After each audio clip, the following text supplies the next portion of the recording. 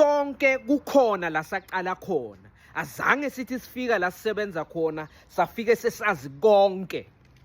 Kukhona abantu emsebenzini abahlupha abasebenzi abasha. Uma nje ikhampani yaqhasha abantu abasha ukuthi bazojoyina ikhampani, angazi ukuthi kuyini lento, umona noma seyindlela entsha yokuloya. Uthole nje ukuthi umuntu omdala ekhampanini akafuni ukufundisa abasebenzi abafikayo enkampanini. Kunokuthi abafundise, uyabahleka, uyabahleba. Uma umuntu oqhashiwe obuye evarsity ake enza iphutha, uvele ajabula agiya ngephutha lalo osanda kufika la khampanini.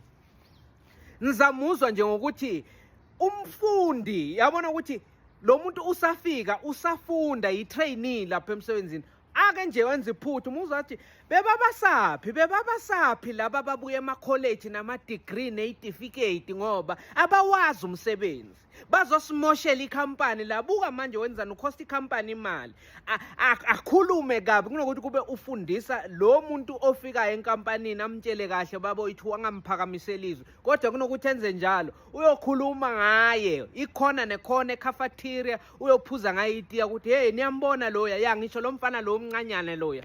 Ya hawa, uyamosha le phambili. Kule unit yami izinto ayimoshile namuhla ekseni zingakanani, ngihamba emva kwakhe ngiyalungisa amaphutha. Angazi bebabasaphi ngoba into abayaziyo nje ibhuku. Bazi ibhuku into abafundiswa esikolweni, la khampanini nje bazosimoshela. Kusho umuntu omdala kumele kube uyamentorisha, kube umuntu ofundisa labantu abafikayo umsebenzi. Uthola omunye mdala kunalabo abasebenzi abaqeda kuqhashwa, kodwa akafuni kubaphatha kusengathi nabo ngabasebenzi, ufuna kubaphathisa kwey'ngane zakhe. Ubakhulumisa nje ngathi yingane la msebenzini ngoba bancane nakuye.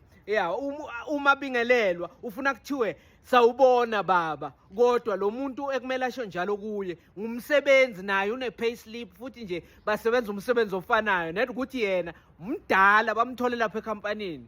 Lo ofikayo sekumele amhloniphe ngathi ngubaba wakhe, kumele amhloniphe ngathi ngumzali, kanti qha bonke baqhashiwe, bonke banama-payslip. Aze akamthethisa athi mfana wami i-wrong lento yenzayo. Uthi mfana wami emsebenzini,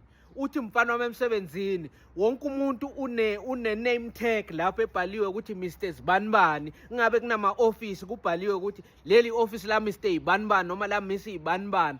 Kodwa lo mdala enimthole enkampanini ongafuni ukuthi kuqhashwe abantu abasha, kufike nje i-new staff enkampanini, hayi nizambona. Uma nje futhi nisebenza ngamalungu omphakathi, ma-members of the public, angaze akucorrect phambi kwelunga lomphakathi elizofuna uncedo ku-department. Akuthethise nje phambi kwe-member of the public. Uyabona wenzani? Lo muntu lona uthi uzoshintsha i-ownership yemoto, wena lana uvule ku-system ekuthenini urenew i-license. No, ushintsha i-ownership yemoto. Awucabanga une-stress yini? Uma ungawazi umsebenzi phela ubohlalele emuva udedele thina esiwaziyo.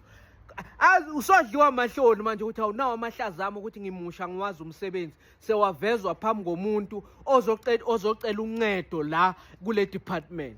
Angazi umuntu ukuthi kuyini, kumona noma indlela entsha yokuloya na emsebenzini leyo ukuthi ungafuni abantu abasha emsebenzini.